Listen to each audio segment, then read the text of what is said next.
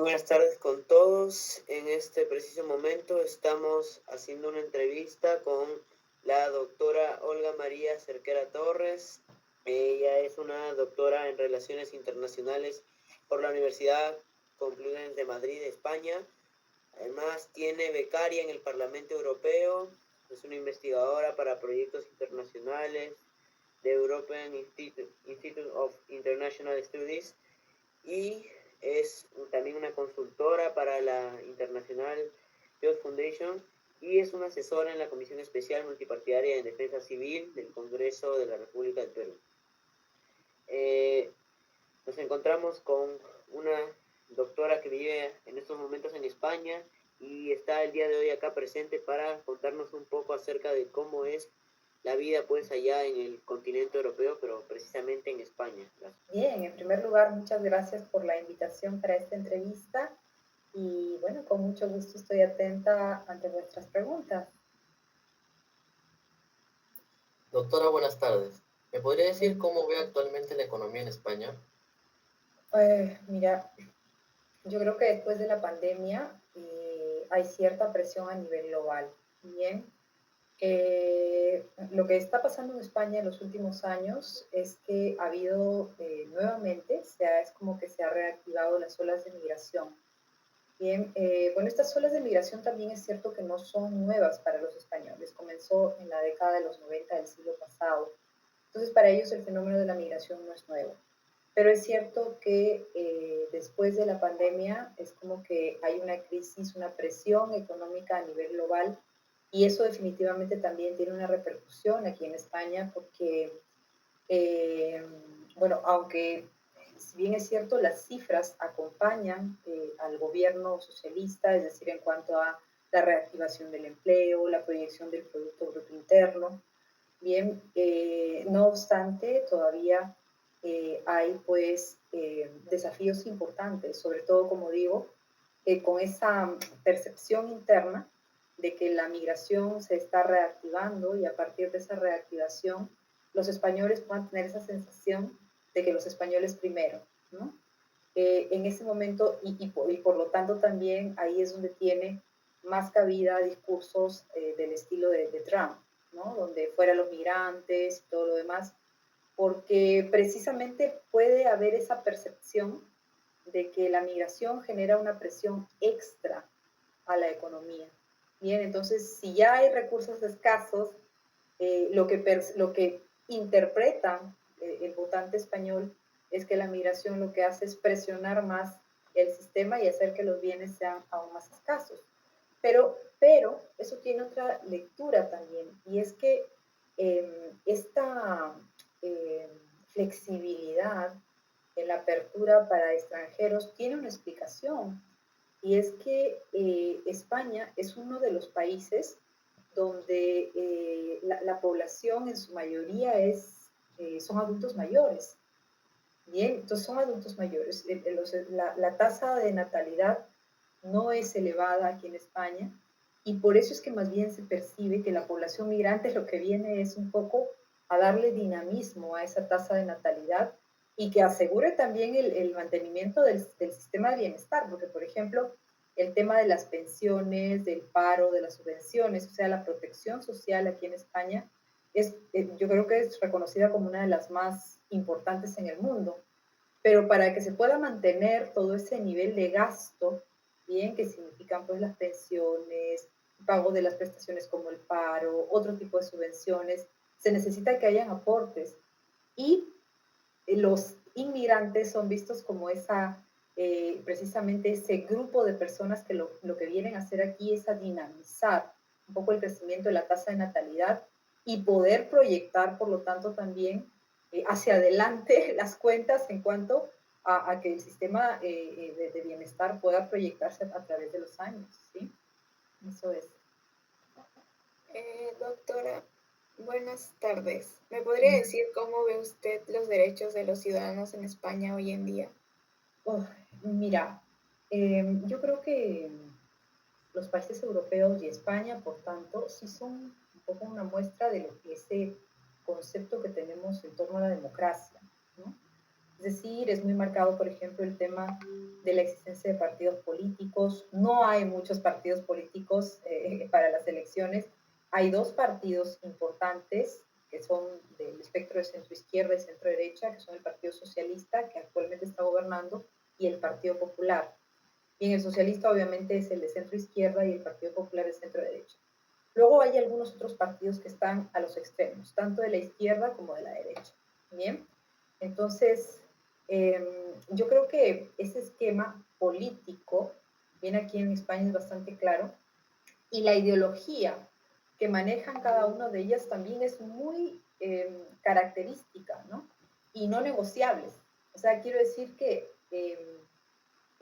si, por ejemplo, en torno al tema de género, el Partido Popular tiene una mirada, si en relación al tema de el aborto, el Partido Socialista tiene una mirada, o del matrimonio entre personas del mismo sexo, tienen visiones muy claras. Entonces el votante, cuando hace que uno u otro gane, bien, ya saben, o sea, qué color tiene cada partido, ¿no? Uno es el celeste, que en este caso es el Partido Popular, y en el otro caso es el rojo, que es el Partido Socialista.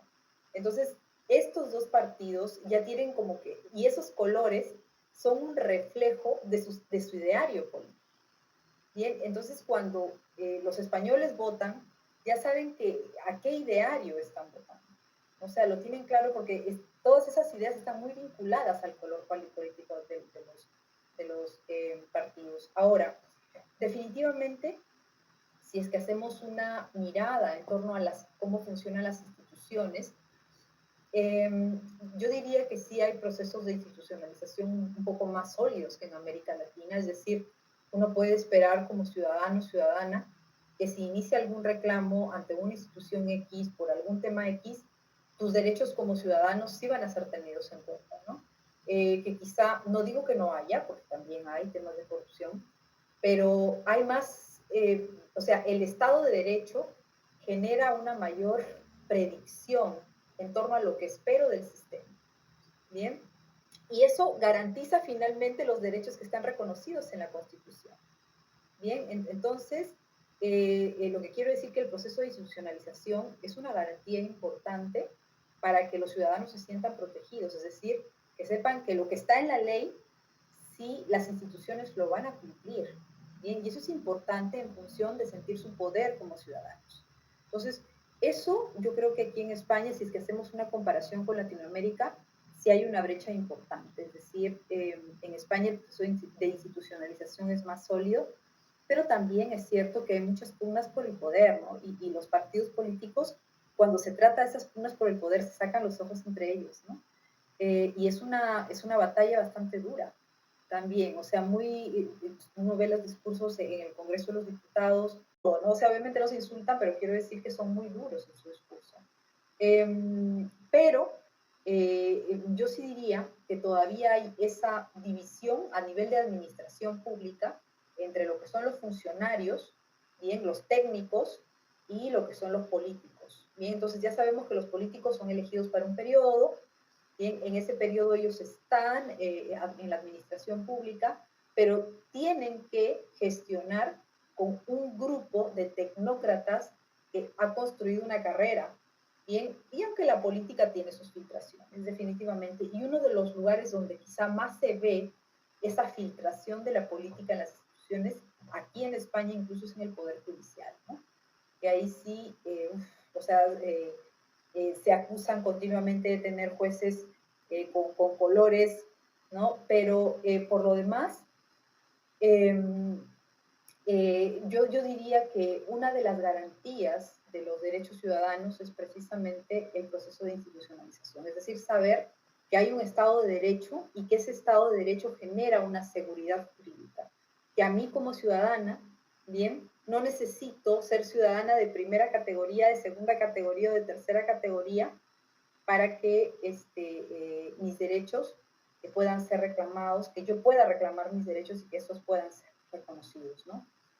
Obviamente también hay este tema, a ver, yo diría que también hay una de las principales diferencias de las sociedades latinoamericanas y la europea y la española en concreto, es que esta es una sociedad bastante horizontal, ¿ya? Es decir, muy horizontal. Aquel que tiene la labor más, no sé, pues se me ocurre una persona que está dedicada a recoger la basura, bien, puede saludar al presidente del gobierno y tratarlo de tú, ¿no? O sea, porque no hay eso, ese clasismo tan fuerte que tú sí puedes encontrar en Latinoamérica.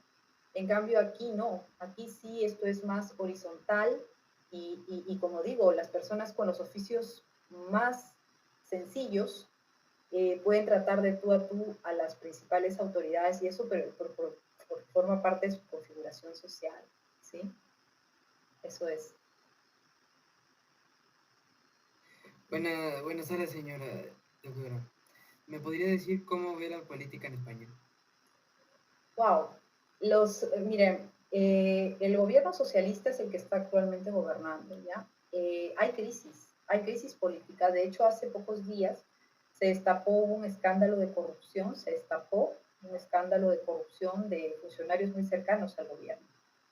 Bien, y que claro, inmediatamente lo que hacen los opositores es pedir la dimisión, la convocatoria de nuevas elecciones y todo eso. Lo que pasa es que todavía, por ejemplo, no consiguen los votos suficientes en el Congreso para precisamente poder impulsar un cambio, ¿no?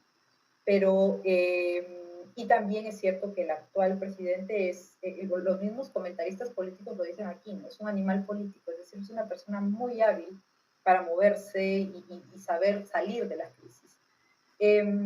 Pero hay mucho ataque entre los dos principales partidos, hay un ataque feroz, bien cruel, eh, por el poder, bien. Y claro, hoy por hoy, en este momento, las velas están un poco orientadas hacia lo que es el mantenimiento del actual gobierno, ¿no? Pero eso es algo que puede cambiar, como digo, pronto, ¿no? Puede cambiar, imagínense, ya ha habido un primer escándalo de corrupción, pero no involucra al gobierno directamente, pero imaginen que salga alguna prueba que sí lo vincule directamente, que ya no sean sus allegados, sino sea él directamente, ¿no? Entonces, un contexto de esa naturaleza puede que cambie muy rápido el escenario político y por lo tanto pues puedan haber transformaciones con el riesgo, bueno, para mí desde mi perspectiva como si bien es cierto yo soy española por doble, o sea, tengo por residencia, yo soy española, soy peruana, nacida en el Perú, pero también tengo la ciudadanía española por residencia, eh, pero claro, lo que decía es que eh, hay discursos también de partidos de extrema derecha que son totalmente anti-inmigración, ¿no? O sea, al estilo un poco de lo que está pasando ahora en Estados Unidos.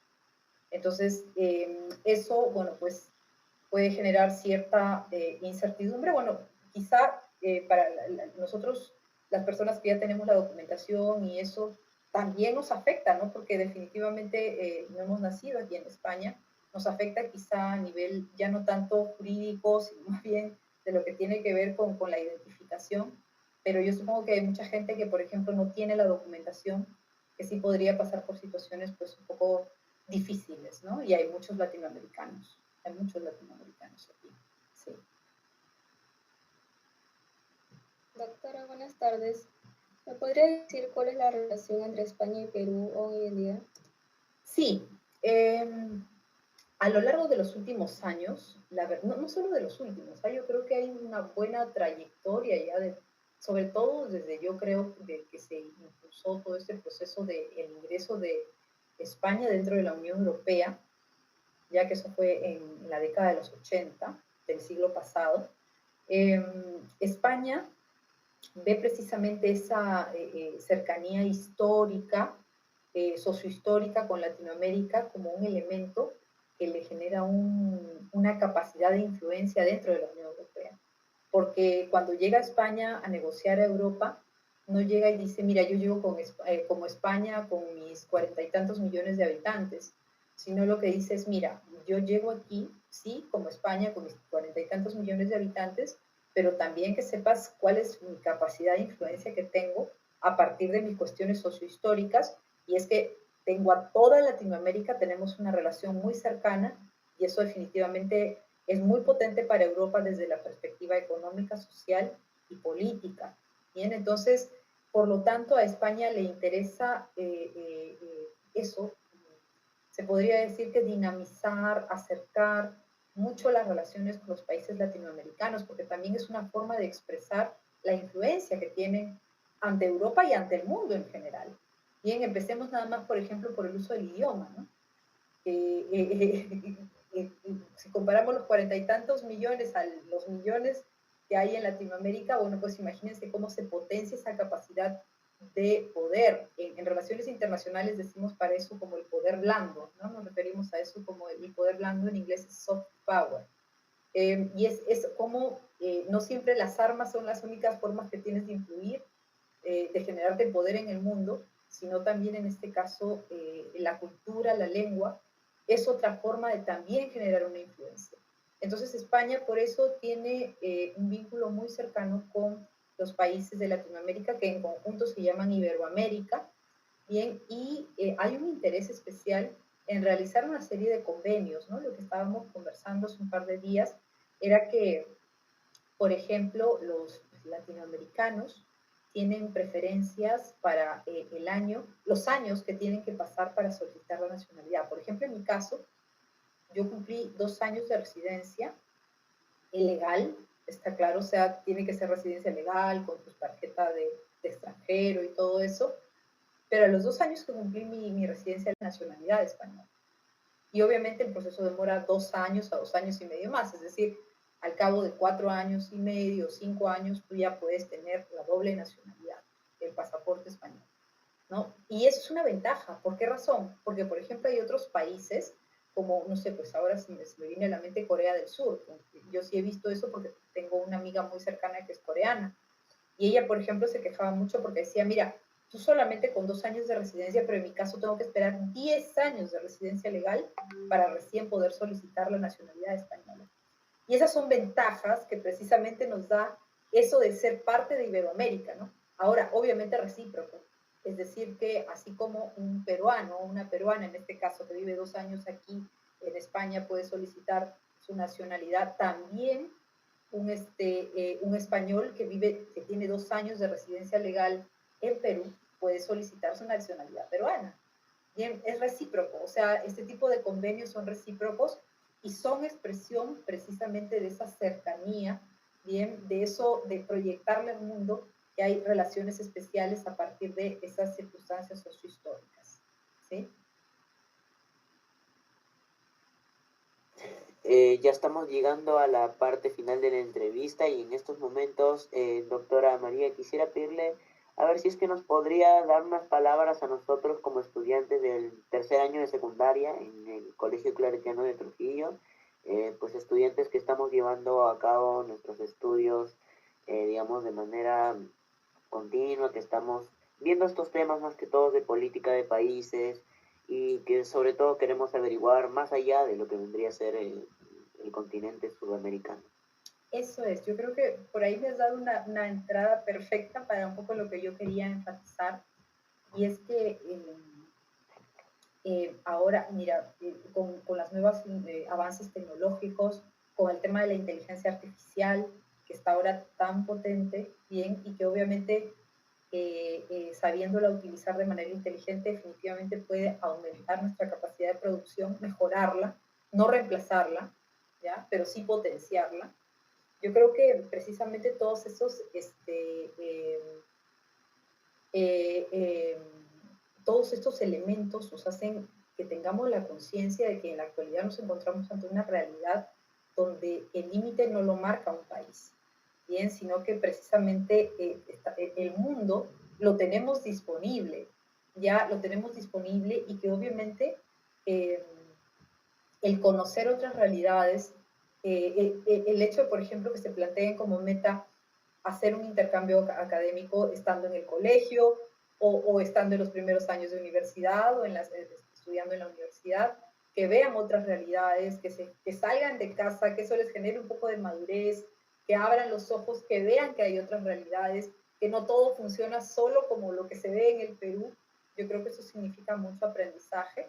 Y yo creo que esa es una de las primeras ideas que a mí me gustaría dejar claras, ¿no? De impulsarles a esa curiosidad que les haga ver que las fronteras no se reducen solo en el país. Y está claro, puede ser que solamente vayan a conocer un tiempo y luego decidan regresar, o puede ser que se queden en otro lado, porque el hecho de haber nacido en el Perú hace que te conviertas en una especie de embajadora de tu país, por donde vayas, ya sea que te decidas quedar a vivir ahí o que decidas regresar a tu país fortalecido con todas las experiencias, pero el hecho de que seas peruano, peruana, eso no te lo quita nadie. Entonces, definitivamente por donde vas, esa es la huella que tú en primer lugar impregnas, ¿no? En el entorno en el que te quedas. Entonces, eso, incentivarlos a que eso, quieran salir fuera del país, quieran conocer otras realidades, quieran madurar, quieran crecer, y que eso contribuya a vuestro desarrollo indistintamente donde quieran hacerlo. Si es en el país, excelente; si es fuera del país, también excelente, como ustedes vayan decidiendo. Eso es algo muy personal, pero que sepan que ante todo y en primer término somos peruanos, y eso ya de por sí es una responsabilidad linda, porque la gente nos va a reconocer así, tanto si nos quedamos dentro de nuestro propio país para lucharla desde ahí, o si intentamos hacerla desde otro lado, lo primero que van a reconocer es que somos peruanos. Entonces, eso de impulsarlos para que tengan esa curiosidad de salir, de aprender. Y claro, ahora es muy complicado porque los jóvenes se dicen, ¿no?, que estas generaciones tienen todo fácil, todo eso, pero yo les digo una cosa. Sí, las nuevas tecnologías y eso nos ayudan muchísimo, pero hay algo que es indiscutible. Mientras más preparado estés para la vida, o sea, te prepares más, conozcas más, sepas más, definitivamente, por más que el camino siempre sea desafiante, para alguien que conoce más, eh, siempre vas a tener obstáculos, pero te va a resultar más sencillo poder superarlos a cuando no te has preparado. Entonces, el camino es prepararse, y desde esa preparación, bueno, ir disfrutando de la vida, ¿no? Pero sabiendo que la preparación precisamente te da las herramientas para que tú puedas enfrentar, superar los desafíos con eso, con más herramientas, y eso no significa que lo vas a tener fácil en la vida, no, pero sí quizá lo vas a tener más fácil de quien, en relación a quien no se preocupó por generarlas, ¿no?, por tenerlas. Esa sería mi reflexión final.